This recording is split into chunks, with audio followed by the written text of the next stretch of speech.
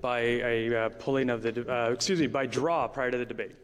We will begin the introductory statements with Benjamin Kozwarski, and then we will proceed to the person on the left, continuing until all candidates have responded. Each subsequent round of questions, we will start with a different candidate, the person to the left of the candidate who led the previous round. Questions will be asked in the language in which they were submitted to the association. Alors, l'ordre a été déterminé par tirage avant le débat.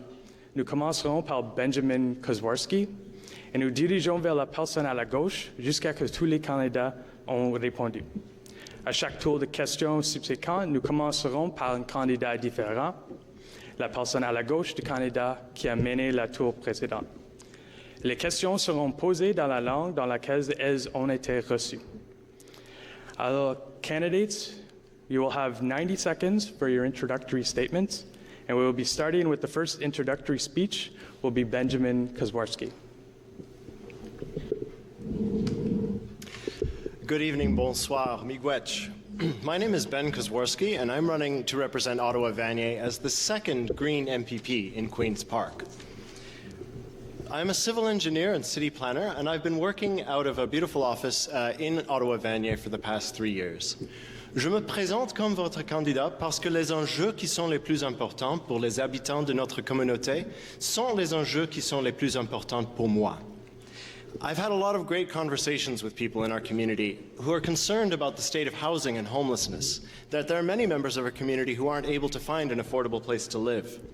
J'ai eu plusieurs discussions à propos du transit, des investissements dans le système de transit qui n'ont pas réalisé les bénéfices qui ont été promis.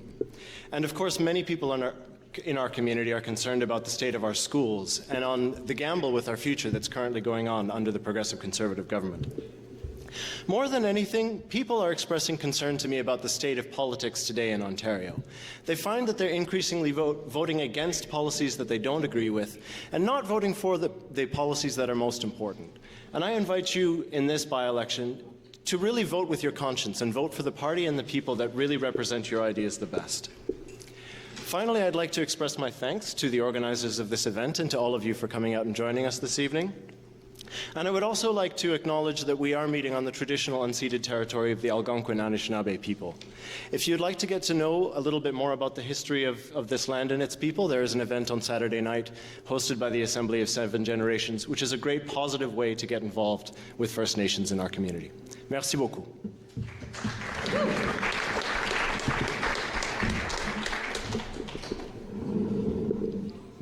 Thank you. Good evening, everyone. Bonsoir.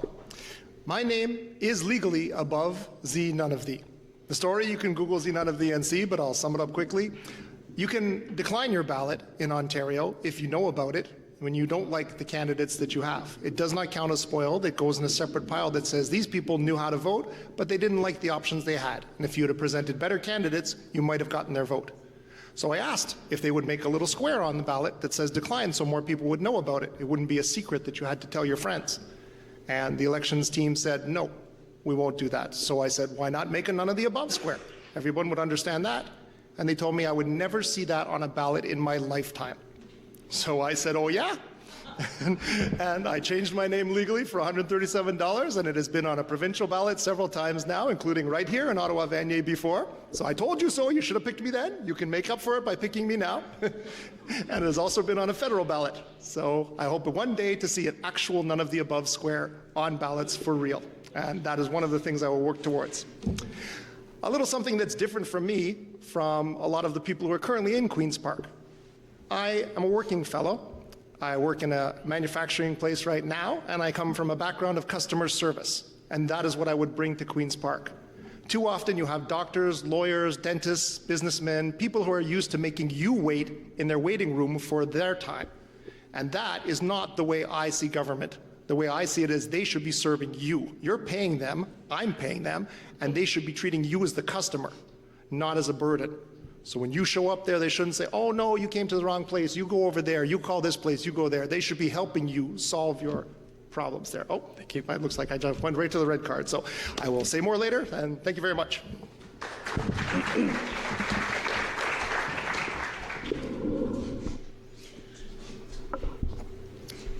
Bonsoir, good evening. Thank you. Thank you to all of you who came out tonight to get to know your candidates before you make an informed choice. Thank you for the Beacon Area Association and the Rottwell Heights and the Carson Grove Association for hosting this very important event. I'm Lucille Collard. I'm your Liberal candidate. I chose to run in Ottawa-Vanier because this is where I've been living for the last 35 years. This is where I chose to raise my 4 children. J'ai choisi d'élever mes 4 enfants à Ottawa-Vanier à cause de mes racines francophones, mais aussi parce que c'est une communauté bienveillante. I know today that I made the right choice to live in this caring community.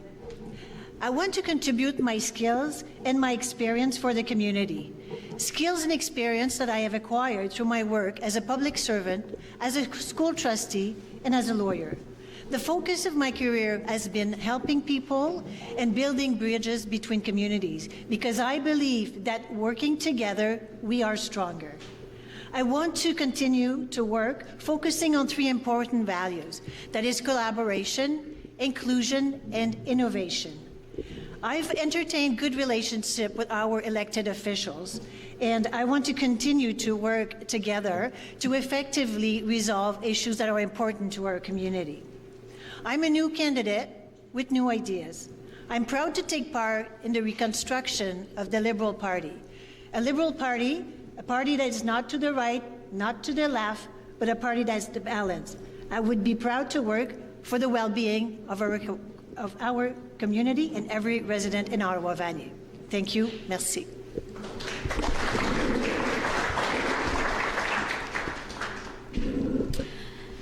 Hello, bonjour. Thank you so much for having us here. Thank you to the organizers for allowing us to gather here and talk about the future of Ottawa-Vanier. And thank you to every single one of you out here, despite the weather today we're having. Je m'appelle Myriam Gilani. Je suis fière franco-ontarienne, fille d'un immigrant et résidente d'Ottawa-Vanier depuis toute petite.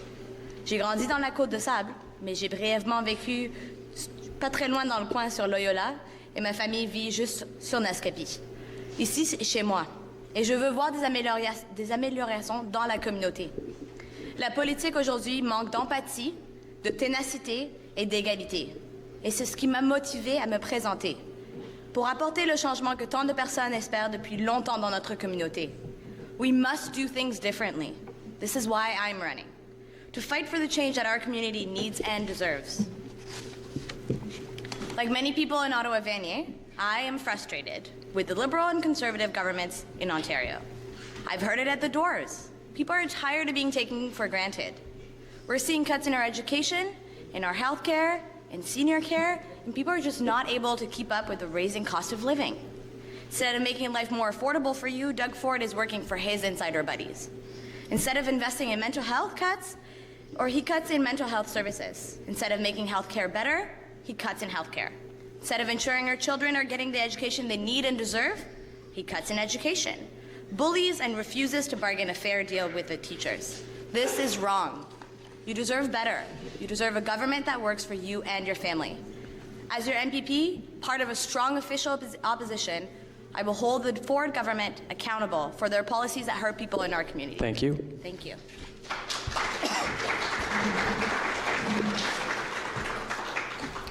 Hi, I'd just like to thank the organizers for tonight for inviting all of our candidates and for everybody out here to come to listen to us. My name is Ken Lewis and I'm your Libertarian candidate for the Ottawa-Vanier area. I was literally born into this riding at the Montfort Hospital. I grew up in the Oberg area and then later on lived in the Bathgate area. In my mid-20s, I decided to go out and see the world where I ended up in Germany. It was during my travels and in the Germany area that I saw foreign governments and how they worked, what worked for the people and what worked against the people. Since my return in 2008, I've owned and operate my own business. And I want a better Ottawa-Vanier for everybody. This is why I stand in front of you today as a concerned citizen, wanted to bring better choices to Ottawa-Vanier. Thank you.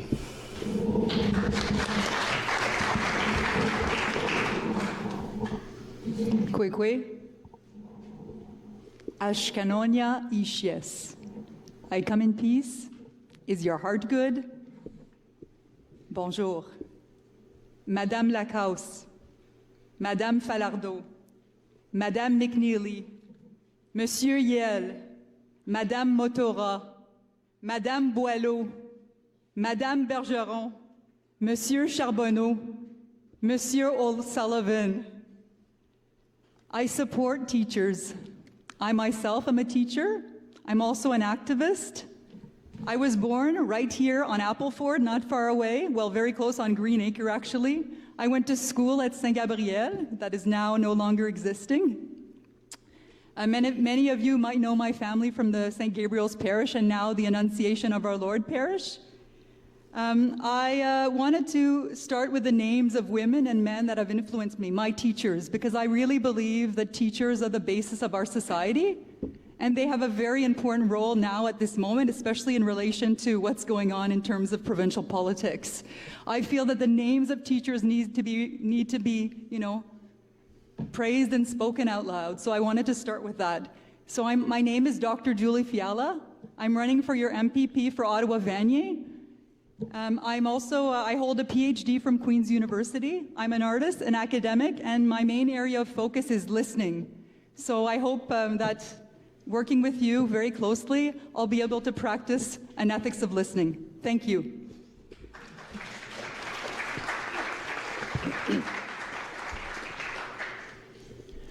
Thank you, candidates. We'll now proceed to the question component of tonight's debate.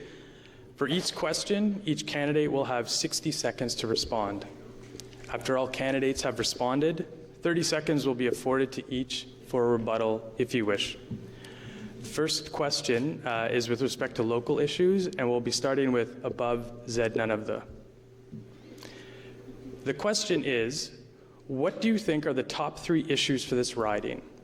Please be specific to this riding. And what is your plan to tackle those issues if elected? And again, please limit your answer to Ottawa-Vanier and not all of Ontario. Okay. Well, one of the top issues that I just heard about today is the transpo and how there is a major problem now with the trains that's going to take up to a year to fix. And these are new trains that you just got that broke down after you just brought them into service and now are having more problems. Sometimes there's bugs to work out, but sometimes there's just some people need to be held accountable for pushing things through or making poor decisions and bringing something online that should have been done right. That's a waste, and I am strongly against wasting taxpayer money in every way, shape, and form. Another major issue is the men's shelter. They're looking at putting up the 350-bed men's shelter. I know it's controversial, but you need to find somewhere for these people. One of the ideas I have is trying to get approval for tiny homes in backyard lanes and to see if you can have that set up so you can have people more individually sheltered or in smaller group homes instead of one large shelter. And the last issue will be waste in general. If you don't waste taxpayers' money, you'll have more of it to use for all the other problems. Yeah, thank you.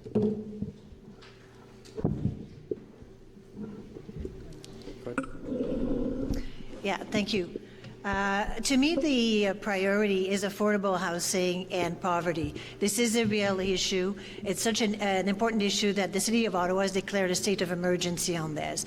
I want to tackle this issue as a priority, and I would create a task force to address this issue head on. Another very important issue is our education system. Right now, we are living like through horrible cuts that are affecting the learning of our children, that are affecting the teachers, and that are affecting the education system in its whole. And it needs to be turned around because it's simply not right. Healthcare also has to be a priority. We have seniors that need better healthcare, but everybody deserves proper healthcare. You know, whatever age you're at, you will need access to healthcare. And so we need to be able to invest, because when you're investing in healthcare, you're showing that you care for the people.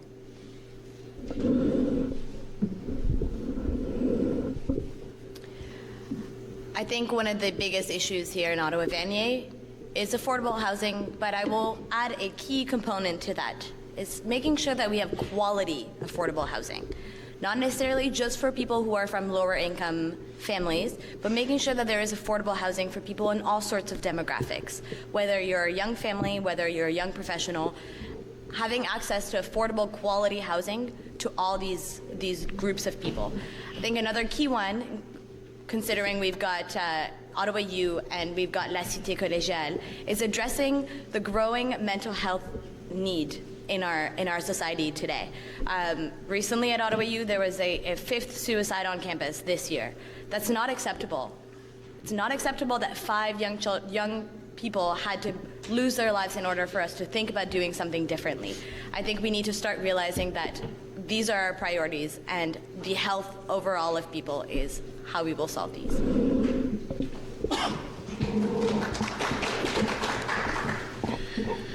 One of the main issues with Ottawa-Vanier is addictions.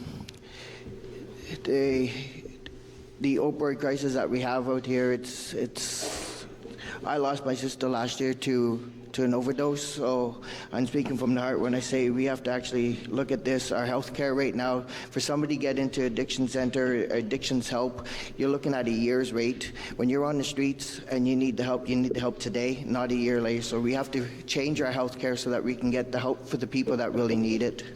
Homelessness is another big issue. That goes with the issue is, why are they on the streets?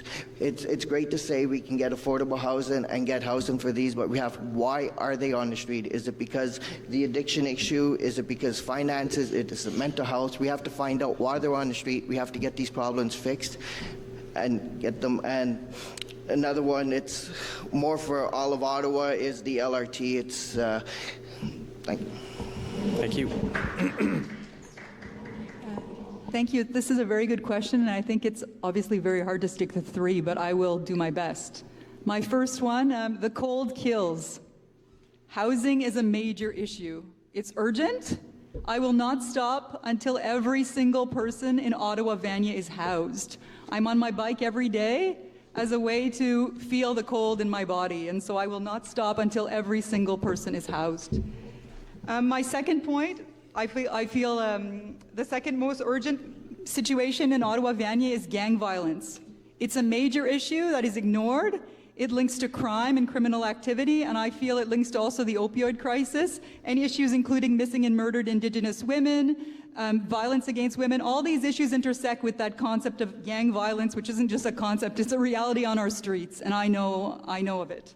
The third thing, I would agree that mental health, to bring it at an equal weight with physical health. And I feel that we have some good institutions, but I think we need to work harder on that level with community organizations. Thank you.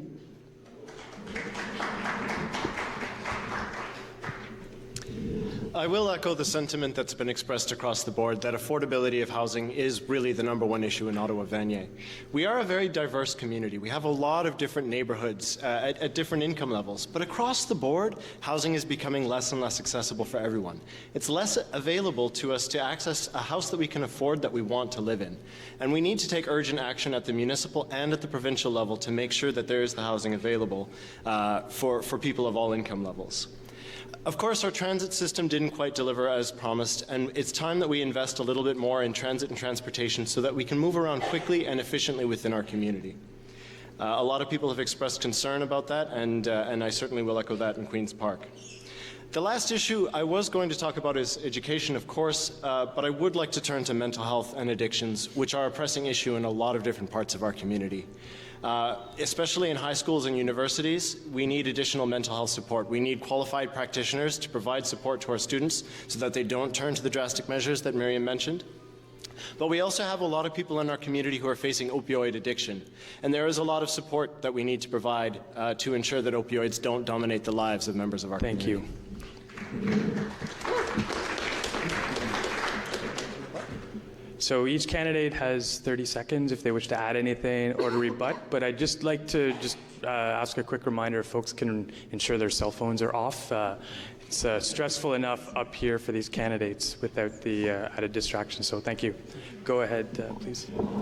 I'd like to just... No, sorry, we'll go in order, and then if folks have the opportunity, they can pass, or but we'll go in the same order as the questions were answered. Thank you. Well, since I had to fight for my right to be able to speak at some debates, I'm not passing on anything. I'll speak every chance I get here. So one thing that I will mention, that even though it is province-wide, it will affect this riding as well, and that is the new license plates. If you want to stop crime and you want to report a drunk driver, You won't be able to now because you won't even be able to give the police the license plate to be able to catch them. And it may seem like it's not that important, but it will turn out to be much more important as you realize people are getting away with crimes when you could have turned them in. And I am very strongly against that waste and that issue. Thank you. I'm going to choose to put a little bit more emphasis on education because this is a crisis that we're having right now. I'm urging the government to sit at the table and negotiate in good faith with our teacher and to recognize their value. Education is so important. Education is the root of our society. And if you want to see a tree grow, you don't cut the roots. Alors, l'éducation, c'est la racine de notre société. Si on veut voir un arbre grandir, on ne coupe pas les racines. The government needs to understand this, needs to recognize the value, and recognize that we are all supporting our teachers right now. Thank you. While we're on the topic of education, I will bring one thing back up, is the reality of it, is the reason why we are in the situation we're in right now with the Ford government is because the groundwork was laid by the Liberals. The Liberals were the ones that legislated teachers back to work in 2015. Ontarians have not forgotten that, and neither have teachers.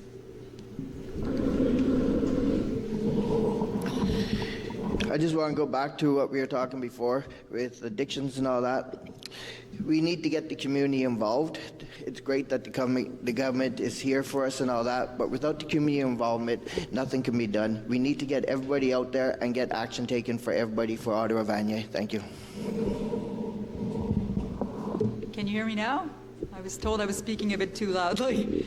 I think one of the issues which is very important is intergenerational work and also focus on older people in our communities and on care for the elderly. Because I think as the population is aging and there are very few innovative ideas as to how people can work together. So that's one of my areas very close to my heart. I am a volunteer and I work in adult education at Le Centre Gig quite a bit, twice a week, and I'd add that to my list. Thanks. Thank you. Okay. So that ends the first round. So we will start with the second question, which will cover by-elections, and we will be starting with Lucille Collard. The question is, this riding has gone through several by-elections in recent times. What guarantees can you provide that you will fulfill your full mandate? It couldn't fall on a better person to have to answer this question. I'm in politics. I put my name forward because this is where I see myself continuing to helping my community. This is what I've been doing for the last 35 years as a public servant, as a school trustee, as a lawyer. I've been building bridges with the community. This is what I find important. This is what I want to continue to do. I'm not even 55. I don't intend to go anywhere because community work has been the most important thing in my life. So unless, I drop dead tomorrow, I certainly don't intend to give up on this position.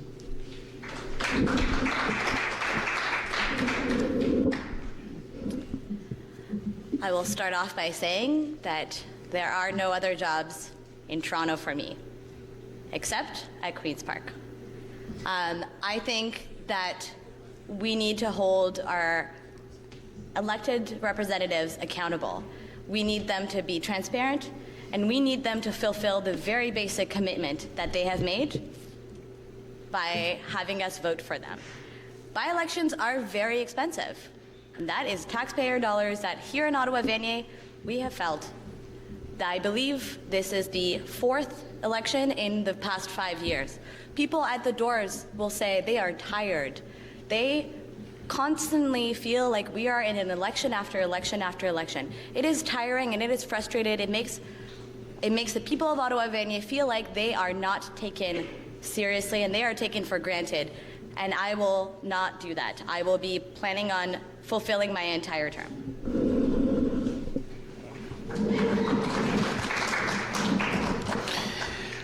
I first like to note, with all these by-elections, it's always been a Liberal who has stepped down. Just saying. So yeah, I was one of those guys who sit behind my computer and complain what the government is doing. I got tired of doing that. That's why I'm sitting up here today, so I can go to the Queen's Park for you and I can fight for everybody. Doesn't matter what the fight is, what Ottawa-Vanier needs, that's what I'm there for. When I go to Queen's Park, I'm going to be there until 2022, and then you can re-elect me in 2022 for another 4 years. I'm planning to be there. I'm planning to stay there. I will be there for Ottawa-Vanier.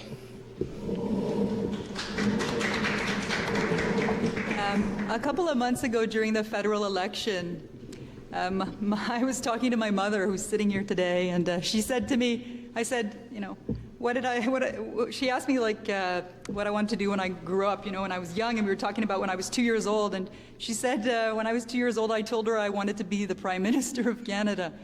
I thought that was kind of funny, and I realized that I really feel that we can change the world. And when people say, well, you can't, I say, well, watch me, just watch me.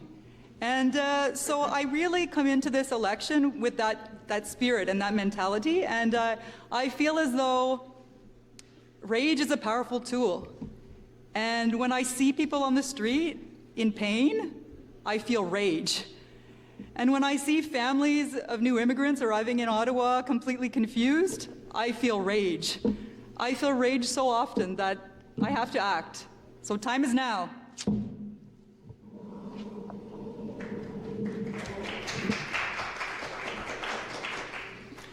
I, for one, am disappointed that we've seen our Liberal representatives step down twice in a row mid-session. I think that our elected officials should take their mandate seriously. If you've been elected by the people of our community, you should be in for the full 4 years, and I certainly will stand behind that. I'm running to represent Ottawa-Vanier, but I'm also in a very unique position at a party, as a member of a party that is building itself up right now.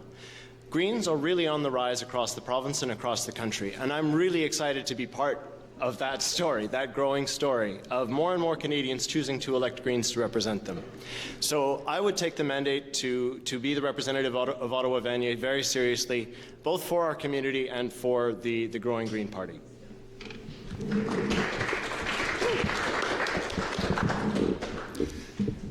Well, first of all, let's be honest. The Liberal person who was here before left because it wasn't fun being in the minority anymore. You weren't part of the majority, you couldn't have all the perks, and it wasn't a fun job, so she left for a better job. If I get hired here by you, this is a better job for me. So I will not be taking off, even if someone offers me more money, which the Conservatives might try, but I'm not going to be paid off. I will stay here for my full term. Now, as well, I don't know about you, but for me, if somebody takes me for granted for years and years, and then walks out on me and leaves me for 9 months on my own, and still takes money from me but doesn't give me services for it, I don't welcome them back into my life the first chance I get. I wait to make sure they will show me respect again before I say that they have my vote. So that's up to you, but that's just me. And I also want to say, by the way, that if you do elect me, your job is not done. Your job is just getting started, and I more than welcome you to hold me accountable for everything that I pledge here today and evermore throughout the campaign. Thank you.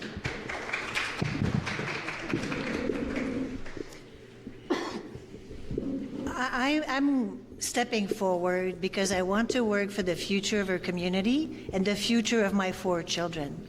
I want to be a good example to them, and I want to make sure that the society we're building for them tomorrow is better than it is today. I was uplifted about what you can accomplish working together in the community, and that's simply what I want to continue to do.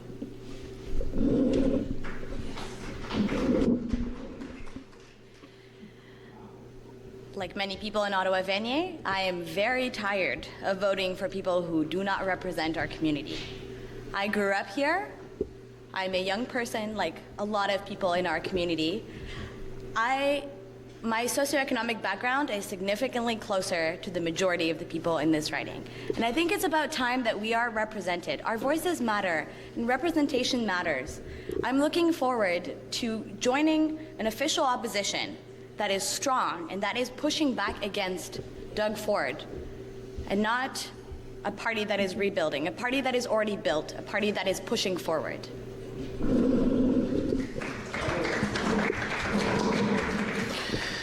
When you elect me as your representative, I do not have a party that I have to stand back and vote with.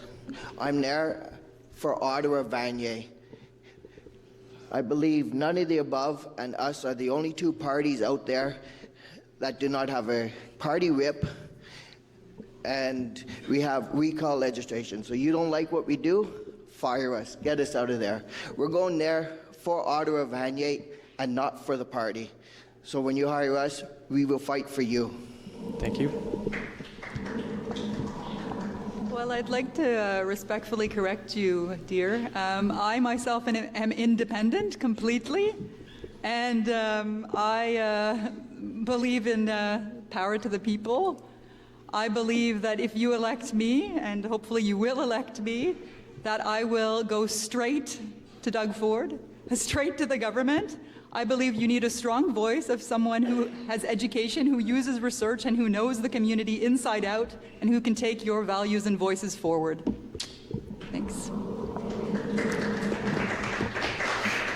I would just like to add that the Green Party of Ontario doesn't maintain a party whip either, and that you can be rest assured that I will vote in the best interests of this community, and certainly be an ethical representative for Ottawa-Vanier.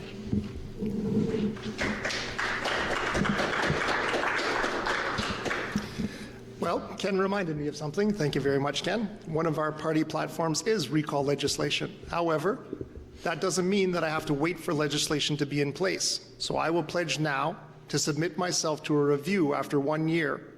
And you, the people, will get to decide if you wish to recall me and go through another by-election, or if you feel like I'm doing a good enough job to keep me around for that second year.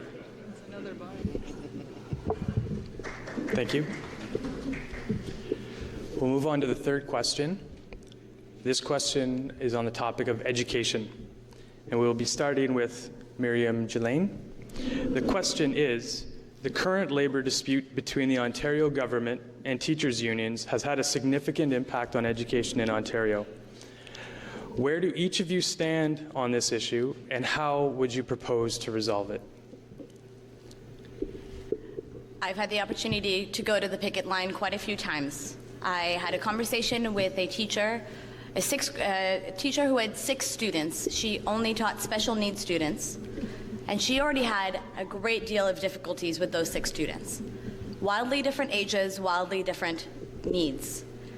She found it very difficult and was scared of what the reality of more children in her classroom with more needs looked like.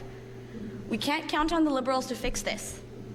They have paved the way for Ford's cuts.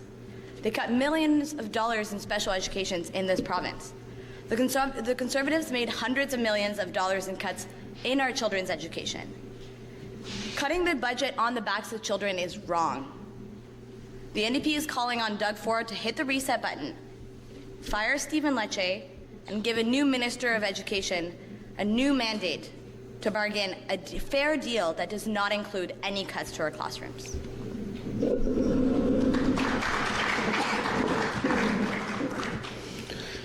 I want to put you back in charge. I want to take the power away from the government, and I want you, the people, to be in charge of your child's education. How are we going to do that? Well, we will give you a voucher.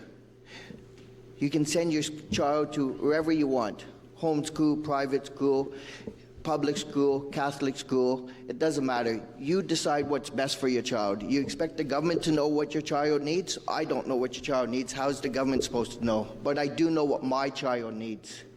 So with our voucher system, you get to decide what you want to do with your child's education and not the government. Our current system, basically, where you live, what language you speak, and what religion you are, that's the school you go to. It does not matter. We want to put you back in charge. So if you need special education, you decide. If you want to send your child to a school that excels in mathematics, you decide.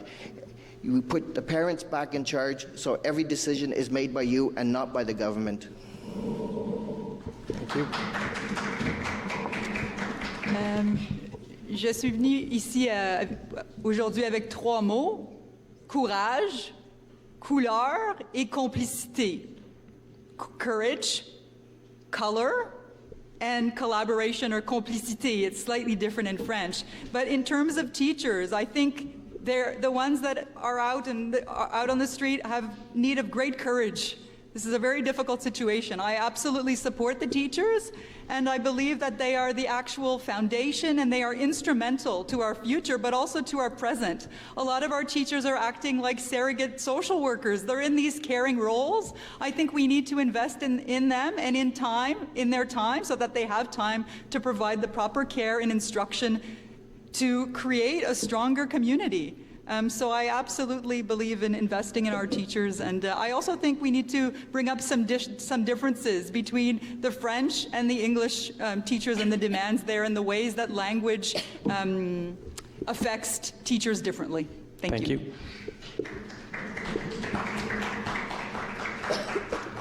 Nos enseignants sont les personnes qui sont les plus bien situées pour savoir les ressources nécessaires pour offrir une éducation efficace pour nos enfants.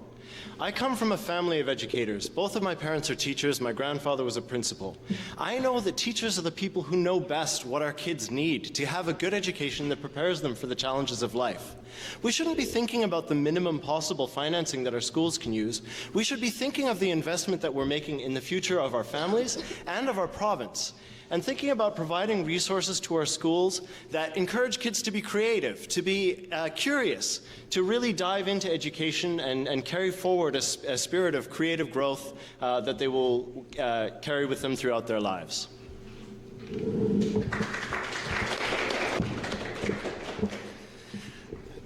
One of the things that I see as part of the problem, again, many things just come down to money, and a lot of times we are wasting money. I've spoken with people who work in schools in the facilities divisions, and they say that we are wasting money by not doing repairs. By not fixing the leaky roof, you wind up with mold that costs you more money to fix later. By not fixing the boiler, just patching it up, you wind up with a bigger expense further down the road to replace the entire boiler when you could have repaired it better in the first place. That's money that's just being thrown away when you could be looking at it properly to save the money and have it for the teachers. And it's not just money for the teachers. I will say that. I do focus on money a lot because I think if you can give people what they're looking for, they'll be happy. But it's about respect. People constantly go after teachers about their vacations in the summer, and I tweeted out to some to add up their hours. If they worked in a factory like I do and got overtime, time and a half for working over 44 hours a week, plus double time on Sundays, they started to do the math, and I said, please stop, because they were up to $200,000 a year, and I said, we can't afford that. I get the point. Stop now. Thank you. Thank you. Right now, our teachers are being asked to do more with less, and the government is trying to put them in the bad light, which is totally wrong. J'ai rejoint les enseignants sur les lignes de piquetage pour leur démontrer mon appui et pour les encourager à continuer leur démarche, parce que les enseignants méritent notre respect et notre appui. If in Queen's Park, I would bring hard evidence before the government so that the public would know how bad the cuts that the government is imposing is hurting our kids. I would hold this government accountable for all the negative impact that this no bargaining situation is having on our education system. Thank you. Woo. Woo. I will say it again, the groundwork was already laid. But what the NDP and myself want to say to Doug Ford is stop the bullying, stop the bribing, cancel the cuts, and bargain a fair deal with our teachers right now. As a side note, there is a strike on Friday. Hopefully you all know about it, and I hope to see most of you there showing your support to our teachers and our children.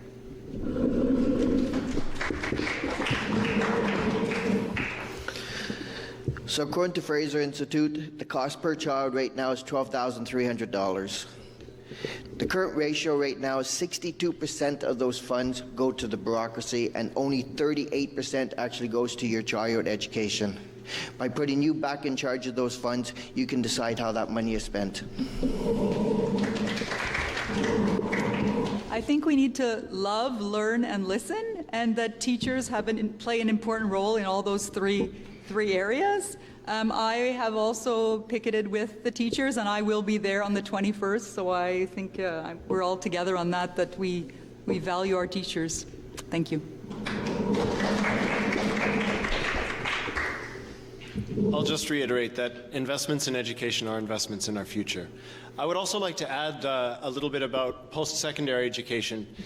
Financing currently is a significant barrier that a lot of people face in accessing post-secondary education. We need to make sure that our universities and colleges' tuitions aren't running away from us, that people have the ability to attend and get educated in areas that matter to them without funding being a barrier to access.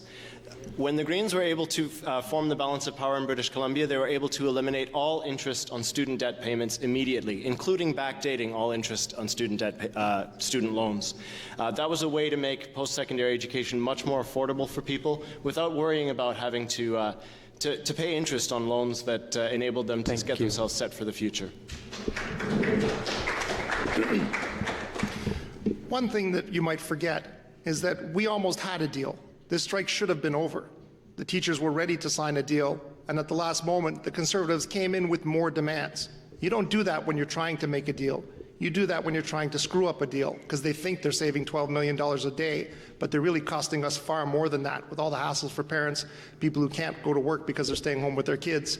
It's just not coming out of the Conservative Party's pocket. So that's where part of the problem is. And I think the problem is there needs to be more pressure on Doug Ford. And if you send me to Queen's Park, I will ride Doug Ford like a pony until he settles that strike. Instead of cutting the resources for the teachers, the government should actually be trying to help them.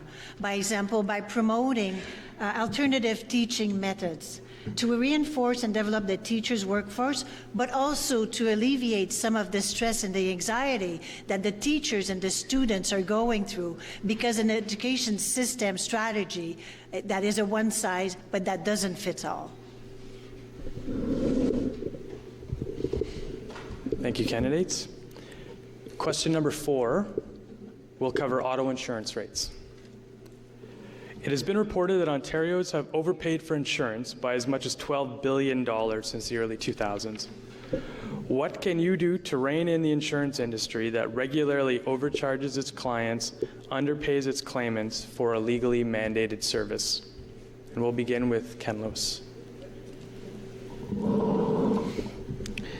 Thank you.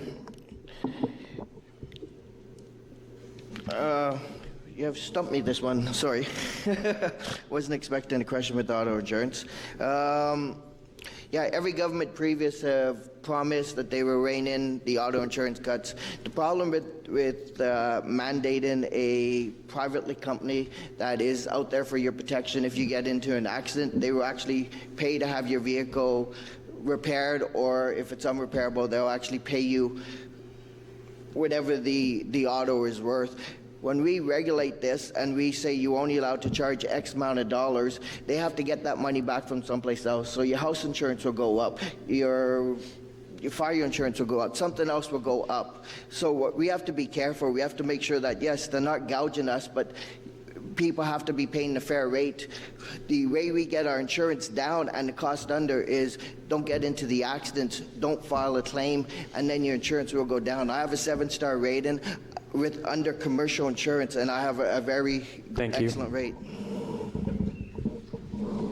Yeah, this is also an area that I'm not as familiar with, but I do feel that it would be good to look at other models in other provinces. I know in Quebec they deal with insurance very differently with auto insurance, and I know that even considering making some part of, I think in Quebec part of it's public, if I'm correct. But yeah, so I believe that we might look at different models. Honestly, this is an area that I'm not that familiar with. So, but looking at other provinces.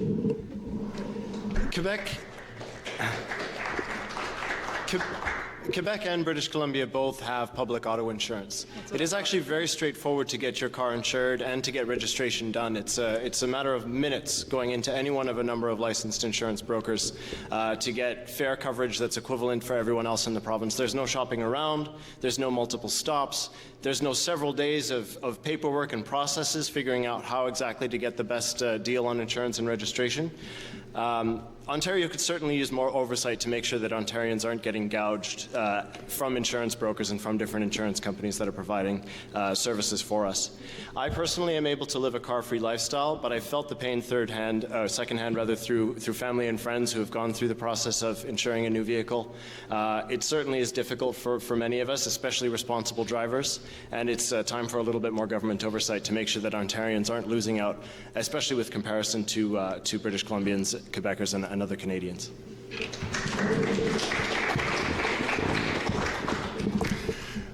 Well, I had a good idea I sent to the government years ago, just to put all of us under the government plan and get a government discount under one group plan, but I never heard back, and I'm pretty sure the insurance companies wouldn't go for that.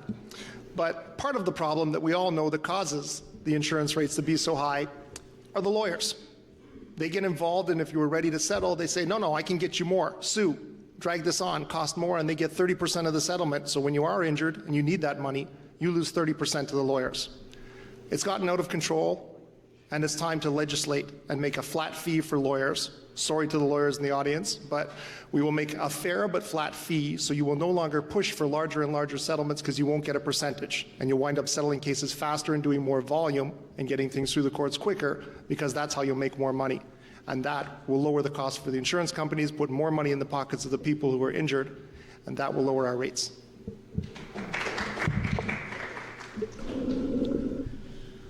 If we're going to bring change to the insurance industry, we need to make sure that the government's not going to sit down by itself and figure out those changes. So it's going to be very important to bring the people to the table so that everybody can participate to the conversation, identify what the frustration and the pressure points are so that, we can work out a policy that will work for everybody and for the benefit of the people. And it's all about bringing people to the table that know about it and that can actually propose some sustainable solutions for that.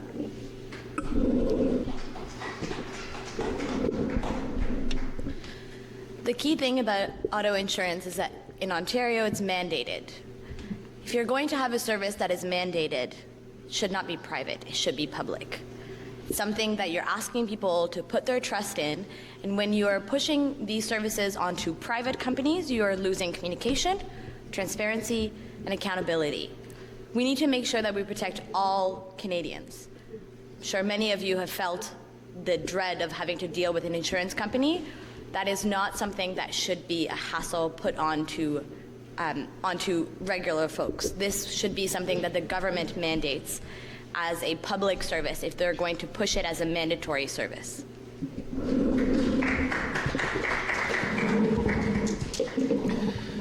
So the way our industry here is in Ontario, unlike BC and Quebec, is we have the right to go out and shop for a different rate. If you don't like the rate you have, you're free to go anywhere else you want. Where in the other provinces where it's government controlled, this is what you get in, this is what you get, end of story. But here you're free to do what you want. You don't like it, you can go and change it.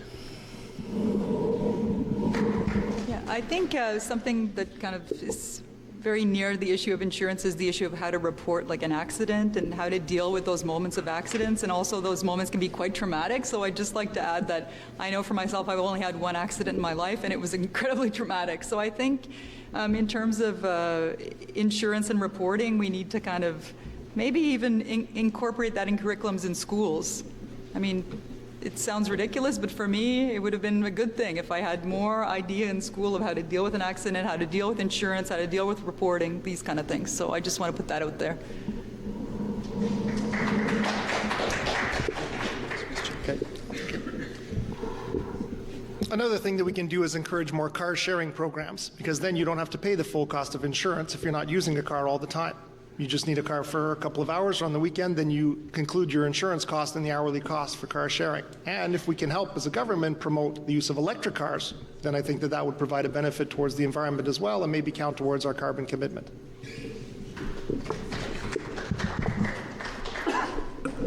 I'll just add as a tidbit, because I agree with Julie actually about educating our children about these types of things. This is the kind of changes that we can bring into the education system, make sure that our kids, become independent when they leave school. So knowing about how to use a credit card, how to deal with insurance company and so on are important things to know that you don't find out until you have to deal with it, and it ends up being a very difficult situation.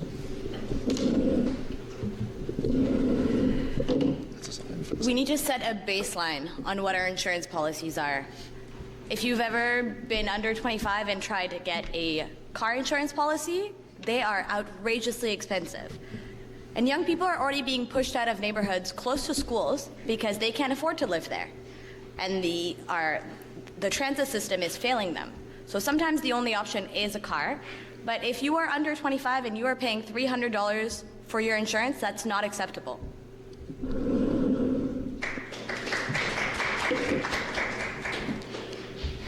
Thank you. So just before we proceed to the next question, perhaps maybe we all give the candidates another round of applause for coming up here, answering all these questions. And just to take another moment just to reiterate that if folks do have the opportunity, please sign up for your respective community association, and also donate if you're able. So we'll start with question number question number 5. We'll be starting with Julie Fiala. The question covers healthcare. How would you propose to alleviate the shortage of long-term beds in Ottawa? Long-term beds. Long-term beds, yes. I think we need to diversify the way we deal with healthcare. I think, for example, we need to invest in PSWs and in nursing, in different systems where nurses are coming directly to the homes. And so that would be also a way that people that need, to really assess what types of cares people need, and to focus a lot on different models that keep people at home. Because I think some of the people who are in long-term care could easily, well, not easily, but could be serviced in different ways. So I think to really do like a recce and an assessment in a lot of detail as to what the exact needs are in the community, and then to act accordingly. So for it to be really based on research and on case study field work. I'll echo that sentiment. A lot of the people who find that they are facing long-term care would actually prefer to be at home if there were good systems in place to provide them the medical services that they need. In order to open up more space in our hospitals, we need to make sure that we have a good system of personal support workers that are able to provide care in homes so that people get a decent quality of care at home, and make sure that they have adequate oversight from registered nurses, professional nurses and doctors. We do have some systems in place for home care. We need to make sure that the people who would prefer to receive long-term care at home can have access to that good quality of care within their own homes, and leave the long-term beds for people that really do need constant attention within the confines of a hospital or medical facility.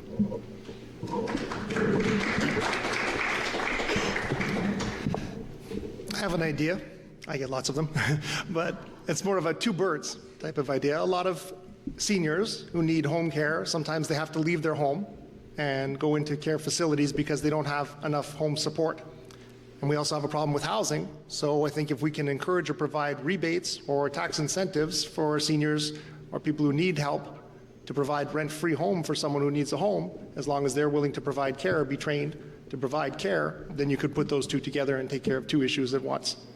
As well, a lot of children want to help take care of their aging parents, but they find the demands too hard. They just don't have enough support. So we could find ways to provide other support for them, not just financial, but also to provide assistance with programs or make things easier with the service at the government organizations, so you don't have to take an entire day to get your license done or to take care of something else with the government. So that's where improving customer service has a benefit across the province in every riding for helping people save time, and then they can get back to work and make more money and make more taxes for us, so we have more money, and it's a nice cycle. Thank you. health care, whether it's long-term care for seniors or for others, needs to be taken in charge by the government. That's the responsibility of the government, to look after its citizens, to look after its seniors, and everyone who needs health care. I visited many seniors' residents, and the fact is that there is a need for improvement in all of them. The other fact is that also we have a shortage of human resources, so that's an important factor that we need to address. One of the ways that we could address this is by looking at the people that live here in Ottawa-Vanier that are not working, but that are willing to work, and looking at how we could, get the training that they need so that they can contribute to our economic growth and, be helping in those areas that we need people. This is, one way of looking at it, but again, we need to responsibilize the government for looking after the healthcare of everyone. I actually met a woman today while canvassing who told me the story of her husband, who had bounced between nursing homes because he needed the care that she was not able to provide for him, and she had no access to home care. They were also separated because she did not qualify for a nursing home. She talked about how difficult that was and how eventually that led to him passing this summer. After years of Liberal underfunding, long-term care and families in Ontario are already concerned about the level of care that their loved ones are receiving. Doug Ford's cuts to long-term care are taking away millions of dollars from homes across the province. The NDP has been fighting for more investments in daily care for seniors, home care, and long-term care homes.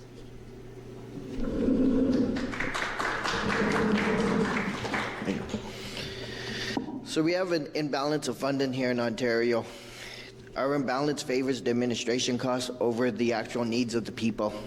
We have 5 layers of administration with our healthcare, which every administration sucks funds out of the healthcare dollars. Right now, our current system is actually approximately 50-50 right now. 50.2% goes to administration, 49.8% actually is healthcare dollars that are for frontline workers. We have to change that ratio. We need to get rid of those 5 layers of government and get the money directly to the LHINs in the community. This is community solutions, as it says there. The LHINs knows what the community is. For this, we're talking about seniors' beds. And I do disagree, not all senior homes are bad. I have the utmost respect for the Pearly, where my father passed a couple years ago, and great staff there. But we need to get them more money so that we can get the funding there. Just by getting the money directly to the LHINs, we can save approximately Thank you.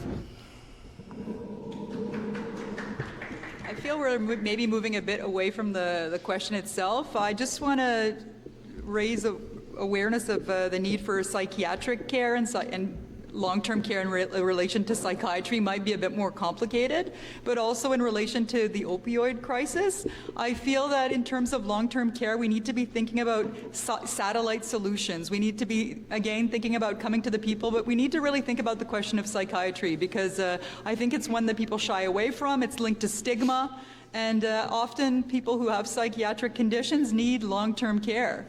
So we need to really invest in those issues, especially in Ottawa-Vanier, because the face of our streets reflects that pain and that need. Thank you.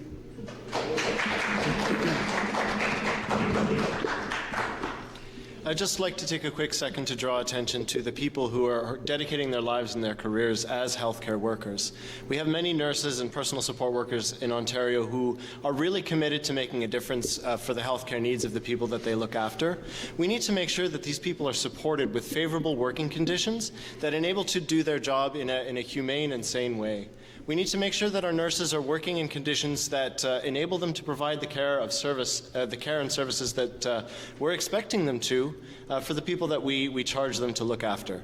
So I really do want to just emphasize that when it comes to personal support workers and nurses, who are really the people who long-term care patients depend on, we need to make sure that they're able to do their jobs effectively.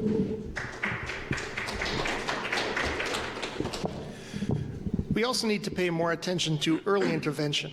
In a lot of cases, seniors don't like to be a bother or don't like to complain, and then you find out something like a bed sore that could have been treated earlier winds up getting infected and costing us double to triple to cure when you could have prevented it for a lot less in the start.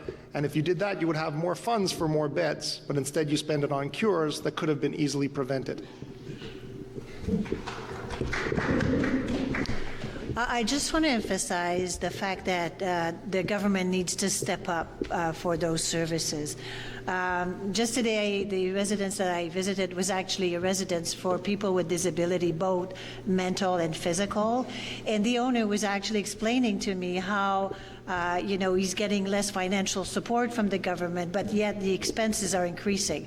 Well, that translates into less services. And who's suffering for it? It's the people that are there. So the government needs to care for the people. They need to make the right investment so that people get the services they deserve, especially people that have invested, in the healthcare system for all their life. It's just that, they get those services back.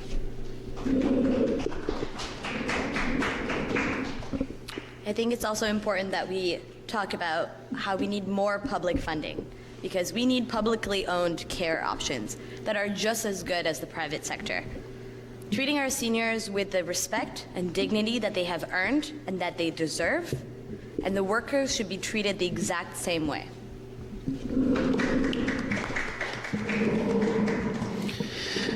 So going back to the funding, by eliminating the 5 levels of government and giving the money directed to LHINs, we can approximately give about $1 billion per LHINs. There's 14 LHINs in Ontario, so for each LHIN we can give them $1 billion. That will get you 100 doctors, 1,000 nurses, 500 PSWs, 10 MRI machines, 1,000 senior beds.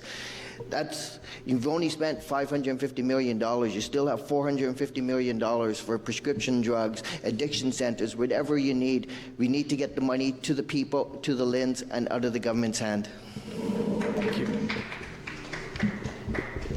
Thank you. So we'll begin with the 6th question, and this will be starting with Benjamin Kowalski. This question deals with economic policy.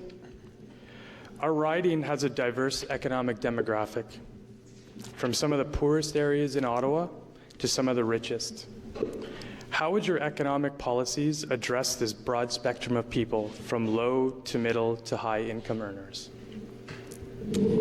I was actually having a really interesting discussion the other day with a diehard supporter of the Liberal Party who was saying that right now there's a conflict in policy. There are a lot of policies that are promising to open up investment in the sustainability sector, while also there are a lot of programs that are being pursued to go back to old profitability from emitting and polluting sources of industry. It's this sort of dichotomy that I think that we're finding ourselves in today that's really limiting our economic growth as a province. A green government would set a clear tone that we're investing in sustainable, clean growth. We're investing in technologies and in manufacturing here in Ontario that will set us up for a carbon-free future, but also set us up for great green jobs here at home. I believe that we should have a made in Ontario electric vehicle. Quebec is starting to produce its own electric buses. Why can't Ontario produce electric buses? We've got a lot of buses on the road. Let's build them here. We have an industrial heartland that's been decreasing for years and years. Thank you. It's time to invest in green tech.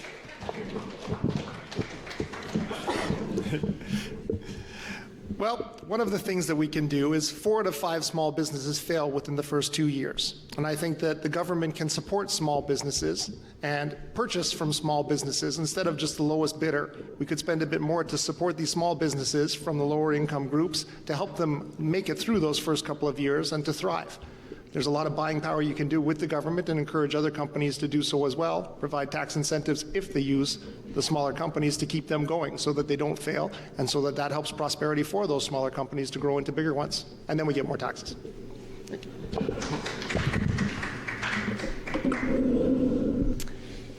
To make sure that everybody can contribute to the economic growth, I think we need a diversity of solutions to address the diversity of, types of wallets, I would say, that we have in our community.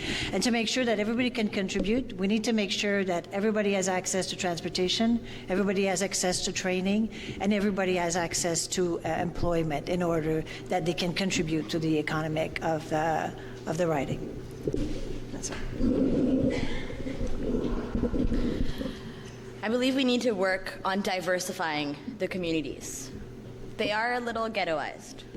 We need to make sure that every community here in Ottawa-Vanier is equally funded, equally supported in every aspect, whether that be healthcare, whether that be education, whether that be mental health, whether that be transit. That is the only way for our communities to thrive. We need to level the playing field, having the same chances whether you come from Rockcliffe, Beacon Hill, Vanier, but for everybody to start off at the very same base.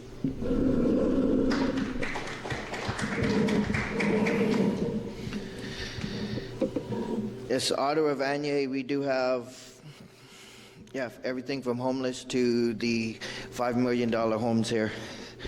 The very first thing that the Ontario Libertarian Party would do is we would raise the minimum taxable income to $30,000. That means $6,000 over the poverty line. You pay no taxes. That puts the money directly back into the pockets of the people who need it the most. That's the very first thing we have to do. We have to get the people, the standard of living up for everybody so everybody can have the standard of living that they wish to have. Thank you.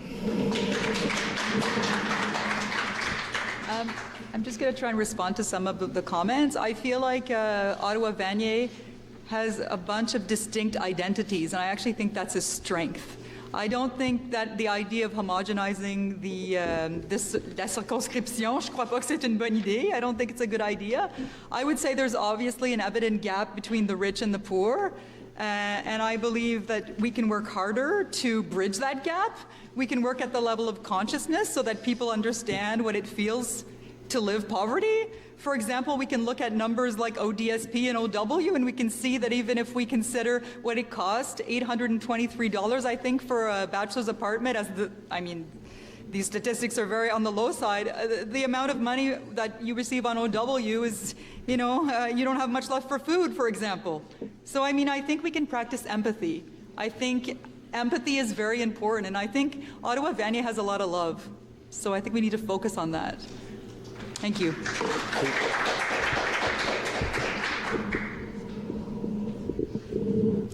I'd just like to add that I also support payroll tax breaks on small businesses. Small businesses should be encouraged to hire more people to help them grow as a business, and eliminating some of the taxes that are imposed upon them for hiring more workers is a great place to start.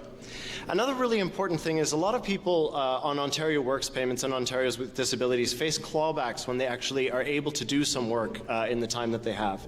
Greens support eliminating those clawbacks so that people are encouraged to work as much as they are able to, even when they're benefiting from support payments through those programs.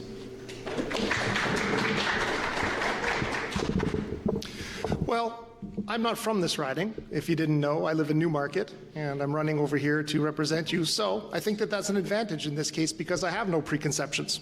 I don't know about that side of town or that area. You're all my constituents to me, and I won't have those preconceptions when I represent you. As well, keep in mind that these people already live here. If you vote for me, I'll move here, and you'll increase your economy by at least $1,000 a month, according to what we think rent is going to be. Plus, I'm a big guy and I eat a lot, so that'll really help your restaurants too.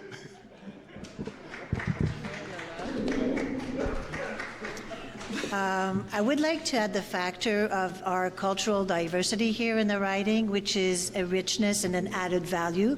But I also believe that it's not, it's undervalued, and we need to increase the participations of all our new Canadians into the economic growth. A lot of them have degrees, but yet can't find a job to participate in the day-to-day economy of our riding. We need to bring them to level, to give them some training, just to bring them to level, not force them to go back to school and do their whole degree again, because we've got a lot of qualified people that could really benefit from being more involved in our community.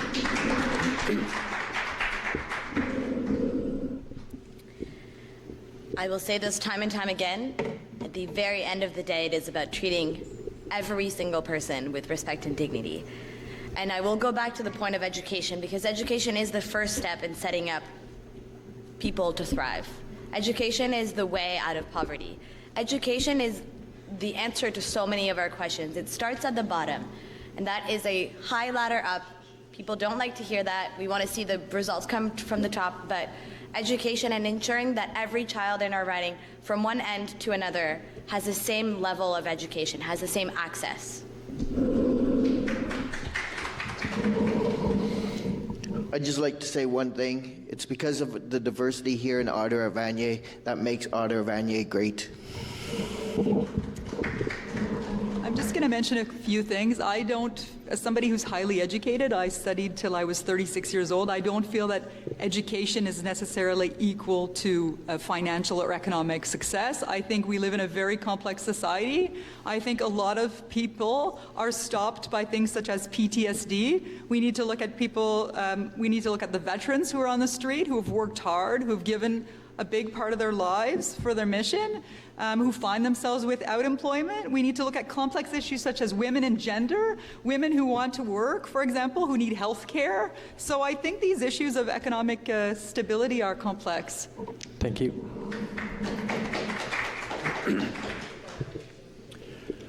So we'll now move on to the 7th question, which will focus on the environment. And we'll be starting with above Z none of the. How will you and your party, if you have a party, address the impact of climate change? I do have a party, and if elected, we will have a very big party, especially that night. So, I've thought a lot about climate change, and again, it comes down to waste. I hate to focus on it all the time, but no, I don't. Sorry, not sorry. I don't like to see waste. And perhaps some of you know the fact that whenever we overgenerate electricity, we have to pay money to other states to take that electricity from us so we don't fry the grid and wind up with a blackout like happened before. So we're spending millions of dollars when we generate too much electricity for other people to take our electricity. Take my electricity, please. Yeah. So as a citizen, I contacted the government and said, listen, here's an idea. Why don't you offer that electricity for free to companies? They can hire extra staff, they can make more cars, they can use free electricity, that you'll make more taxes. And they said, oh, that's pretty complex and hard to do. Why don't you contact the Independent Electricity Organization? I was like, me? Why didn't you're the government. So now I'll be the government and then I will do that. So if we get that electricity and we use it up for free for companies, then we won't have to waste the money. Environment is a real concern, and we see evidence of it every day. We see global warming, we see all those storms that we never used to see before happening, we see fires. It's important that we look after environment. I have 4 children that remind me every day how important it is that we preserve the planet for their future. I also think that everybody can do better. We need to raise awareness. I still see people throwing their garbage in the street, and I'm just astonished all the time that the level of awareness is not where it should be. So we need to work on that because everyone can do better. I think also we can involve the industry to make sure that they get incentives so they get greener technologies and greener process, and make them responsible for recycling so that they will have a good incentive to do less packaging and to be more careful about the way they're doing things. Hundreds of thousands of young people took the streets across Canada and Ontario, calling on governments to take action to tackle the climate crisis. Young people are worried about the quality of our air, our water, and our planet. I know that people in Ottawa-Vanier are doing their very best to fight climate change, from recycling to using their bicycles, but it's time the government acts. We can't afford to ignore the climate crisis. The Liberals and Conservatives have failed to take real actions to tackle climate change. And Doug Ford is ripping money out of your pockets to give it to big polluters. He's on the crusade against the environment. At the NDP, we recognize that science. We know that we need to act now to ensure that our children have clean air and a healthy future. We will continue to fight to make Ontario net zero and carbon neutral. The NDP has laid out a Green New Deal to ensure we're making the changes necessary to fight climate change. So, every resident has the right to clean air and clean water, and it's every resident's responsibility to keep the air clean and our water clean.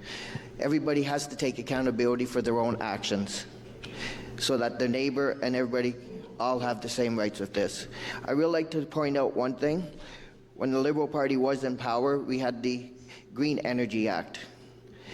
Now we have overpriced hydro. So when the government gets involved, everything gets messed up.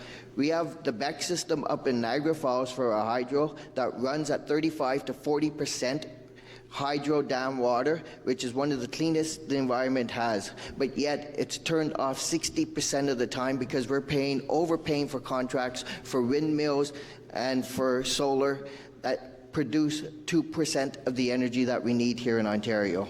Thank you. Yay. I think I'm just going to get back to the issue of ecology, the ecosystem, and the environment because we went a bit off topic, but I think we need to focus on the issue or the idea of surviving because it's about survival right now, and I think we can look back at our ancestors. Indigenous people who are right now out there fighting for the right to land, whether we agree with them or not, I think at the end of the day, they hold knowledge. For example, in the Innu language, we say le grand chemin qui marche. We call the rivers the large walking rivers. Our conception of water is very different than the conception of modern society. So I think if we look back at indigenous knowledge, we can find new ways to respond to the environment, and I feel that it is about education. It's about daily life, but it's also about educating people that the actions, what we do today, has consequences for tomorrow. Thank you.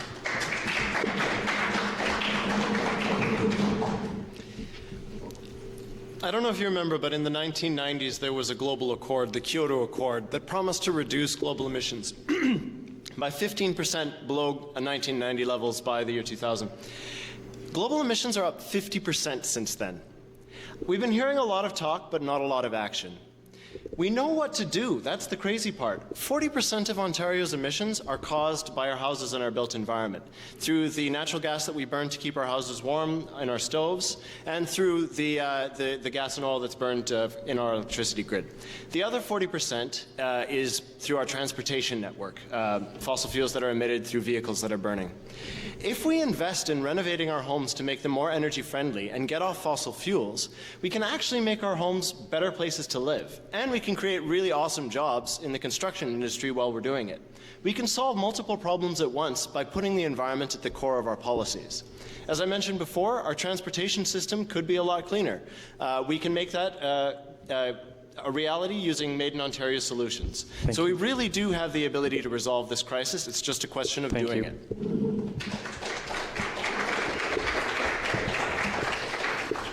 Okay, I think we are on topic, and I think everyone has been on topic here. I'd like to kill two birds with one stone again. I say that carbon capture technology uses a lot of energy, and have I got some free energy for you? So those times when we're generating too much electricity, you could easily switch it into some carbon capture technology for free, and you'll be actually pulling some carbon back out. I know it's a shame to waste and generate the electricity and makes the carbon, but you still had that electricity anyways because of the way the power plants run, so at least you could use it for bringing that down. We also need to work on the effects of climate change and preparing for them.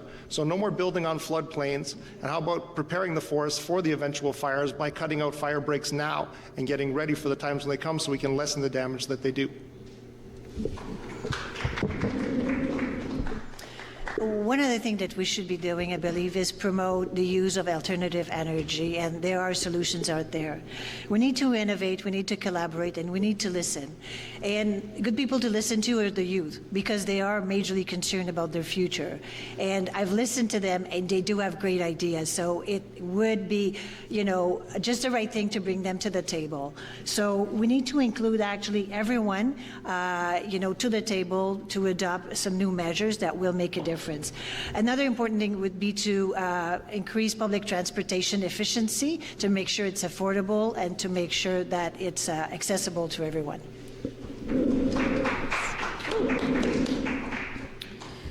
By encouraging people not to litter, that's not going far enough. Greta Thunberg and Autumn Peltier are half my age, and they understand the climate crisis more than our premier. We need to invest in green energies and green jobs. We must do better.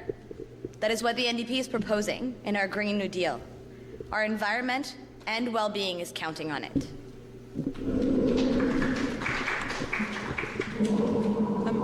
I think on this question of the environment, I lost my train of thought, but we can definitely, oh yes, I was going to say we can look at moments of crisis, because there's absolutely been moments of crisis in Ottawa. The floods were mentioned, but it's not just the question of the floods. In September, the hurricanes, the ice storm in 1998. I think we need to study these moments very closely, because they tell us not only how we react in these moments of crisis, but also what to do for the future. Because the past repeats, we need to look at the past with scientific research.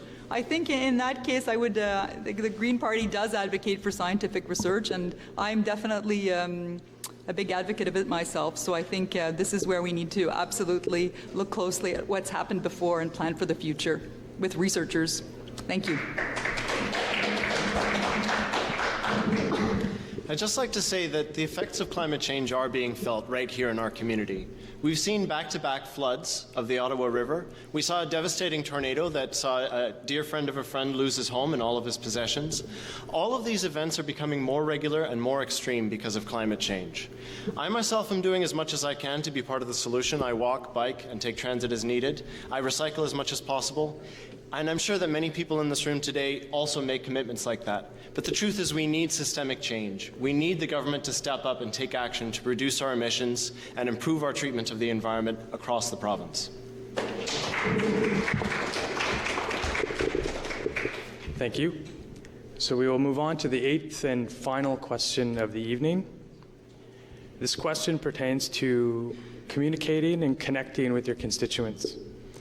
So given the rise of communication, social media, and other forms, how do you propose to ensure that you connect with all constituents in terms of updates, in terms of policy change, in terms of having their feedback?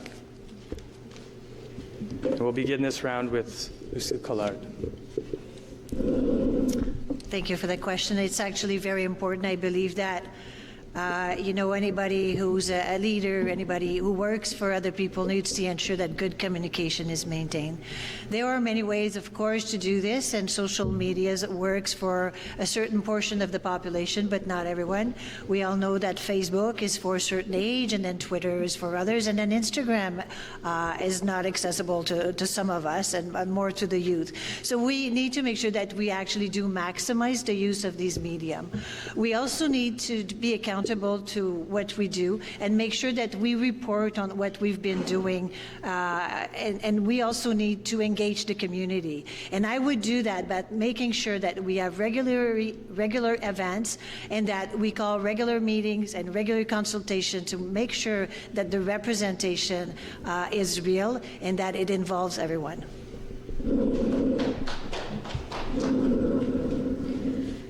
I think the key words are going to be communication, making sure that the line of communication is always open and that it works both ways. Transparency, because we do need to see what our elected officials are doing. It is our public funds that are funding, that are paying salaries. So we need to be able to see what is actually happening. We need to be able to hold our elected officials accountable. Being a part of the community is also an important factor. I live here. This is my home. This will always be my home. It has been my home for a long time. And I am a member of many parts of this community. I think another key aspect is also accessibility and making sure that not necessarily just in terms of having a ramp or having people who speak different languages in an office, but also being accessible at all times, being reachable.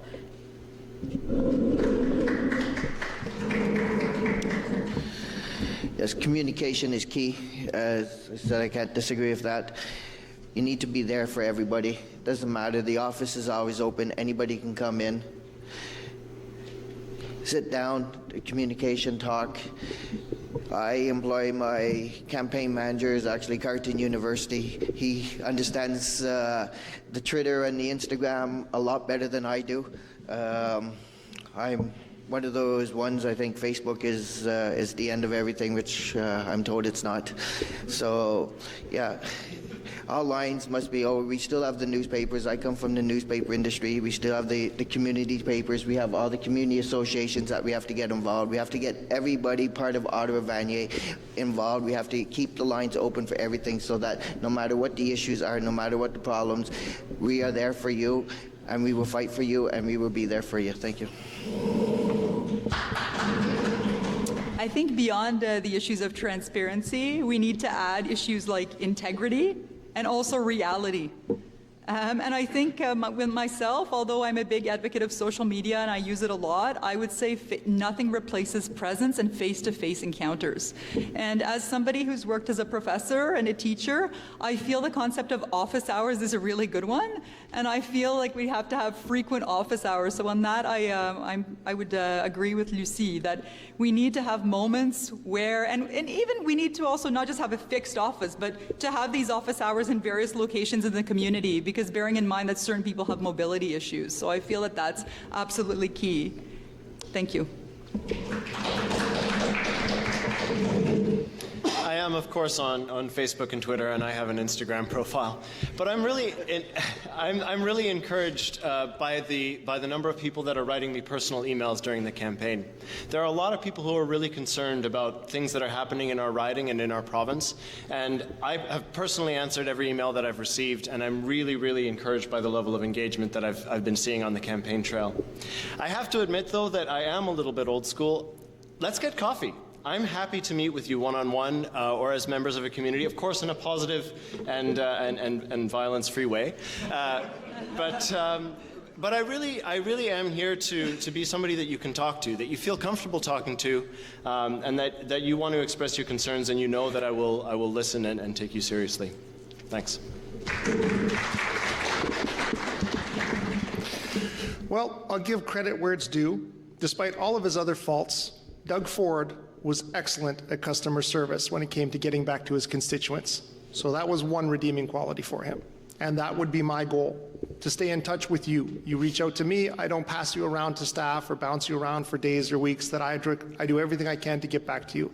Although I warn you that I may call after hours, so you'll have to say don't call after 9, but I will work as hard as I can to also come to community events like this, not just when I can get elected, but throughout the rest of my term when I can be a part of it, because I can hear what your issues are and I can have input at the time at the ground level where it matters most.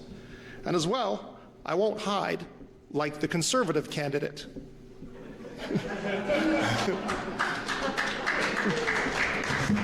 And I pledge for younger voters to figure out this TikTok thing if I get elected. I think good communication is also about having an open door policy and to be available for your constituents. I think it's very important. It's important also to involve people in the solution. It's not because you're a leader that you know everything and that you can dictate what is the good solution. So it's important to have the exchange and to listen to the ideas of the people that you are meeting.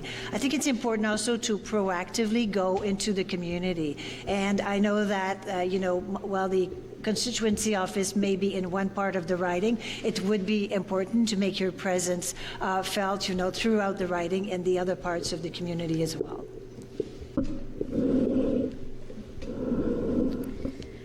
I will point out that Ford did change his number, so that did not last past the time that he was campaigning. I want to. I think also a very key thing is a lot of people look at politics and politicians as something that is not reliable, not relatable, and very exclusive. I think we need to get down to the table and realize that no one is above anybody. We are all regular folks here, and we need to talk about relatability. We need to promote an inclusive environment that doesn't talk in lingo, that doesn't exclude anybody, somewhere that is an open conversation.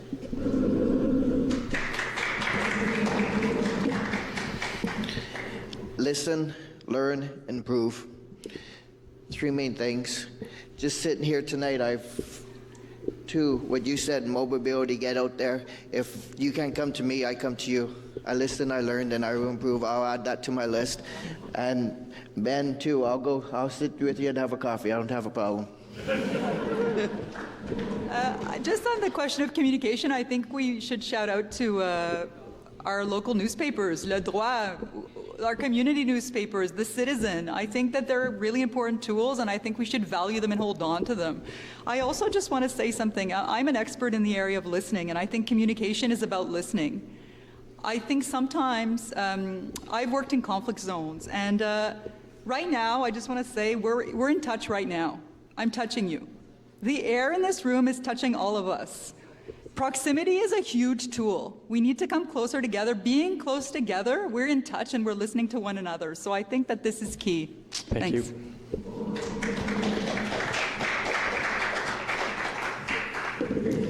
I really am a big supporter of our community newspapers. I think it's really important that everyone have access to locally relevant news and views from your neighbors.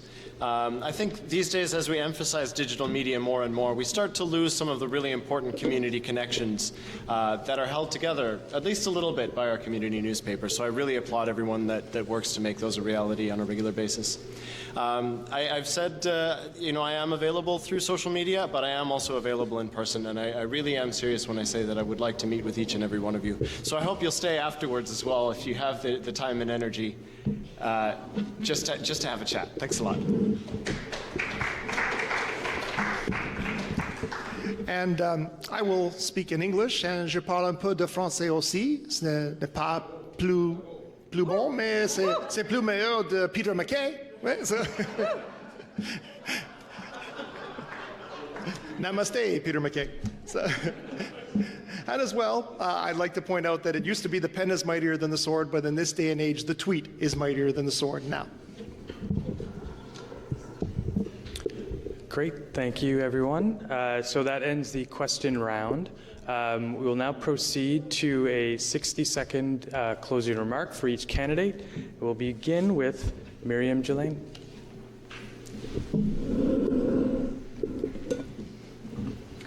Merci encore une fois de nous avoir invités à participer à ce débat ce soir.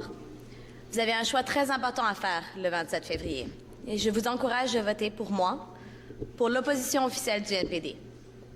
You have an important decision to make on February 27th, and I urge you to vote for a strong official opposition against Doug Ford's Conservatives. Vote for the NDP. Les libéraux nous ont laissé tomber à plusieurs reprises. Ils ont vendu Hydro One, ils ont fait des coupures en éducation, en santé et gelé le financement de nos hôpitaux. Liberals will keep telling you what you want to hear, and once in power, they will make cuts. The fact is, they set the stage for Ford's Conservatives to take it a step further and make lives for Ontarians and people in Ottawa-Vanier even worse. In their short time in power, Ford's Conservatives have made even more cuts to our vital services, to our hospitals, to long-term care, public health, and cuts to our public education. Our brave education staff are fighting against Ford's cuts and for our children's future. Thank you.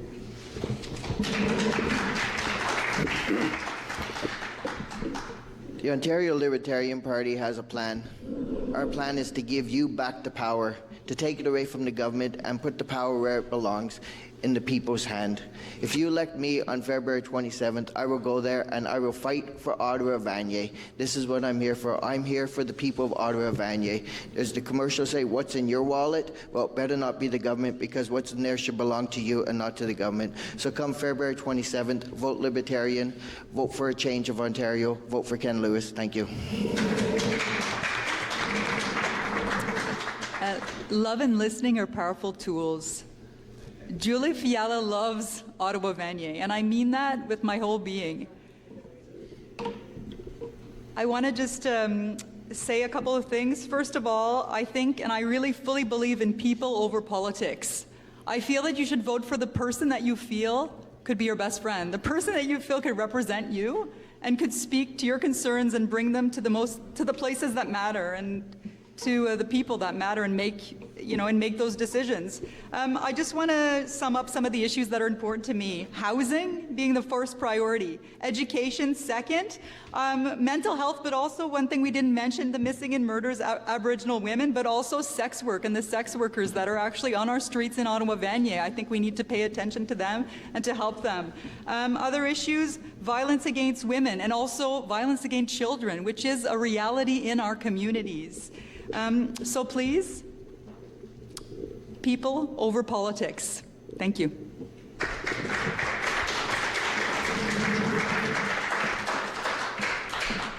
Je voudrais remercier à vous tous d'être ici ce soir. Je suis inspiré parce que vous participez. I would also like to thank all of the people who are volunteering on political campaigns.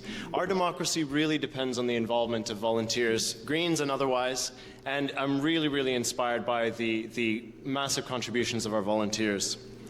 The Greens currently have one member of the provincial parliament, Mike Schreiner, and people are calling him the unofficial opposition because he is the most vocal opponent of Doug Ford's cuts to our environmental and social protections. He's already managed to pass one bill into law and is close to passing a second bill that will protect a sensitive environmental habitat into law. And it just goes to show what Greens are able to do when we put priorities over politics. I'm Ben Kozworski, and I'm running to be your representative here in Ottawa-Vanier and to be the second Green MPP in Queen's Park. Thanks very much.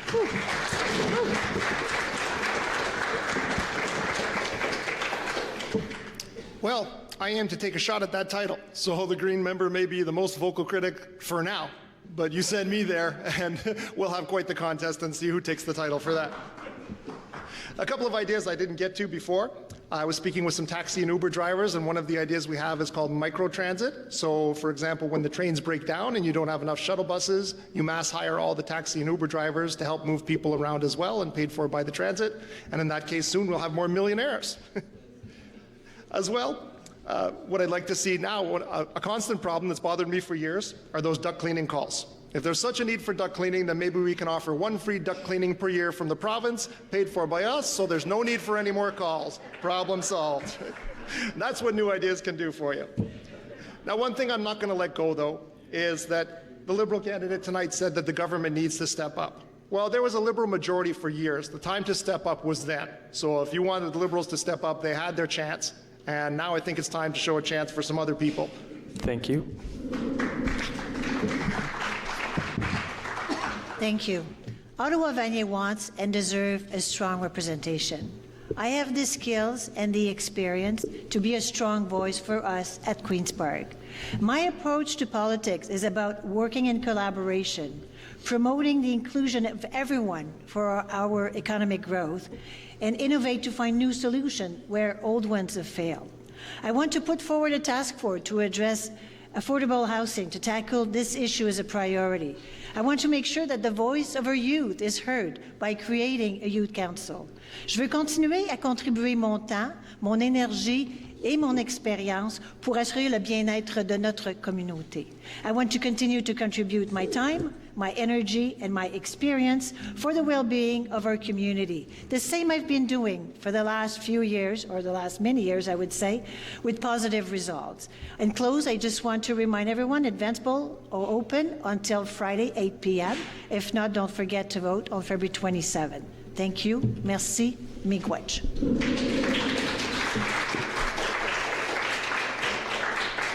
Great. Thank you very much, candidates. I'll now turn it back over to the president of the Beacon Hill Community Association.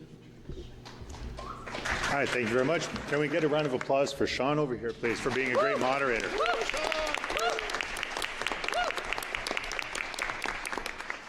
So thank you to all the candidates for attending tonight. Thank you to everyone who has donated already, and I will thank you in advance to everyone who is about to donate. We got a couple of the doors covered, so you might want to try to sneak out like there if you don't want to donate. Your money again goes towards covering costs for events like this and help out on our fireworks show and some of the other endeavors that we strive to have. So have a great evening, everyone, and like they've all said, don't forget to vote.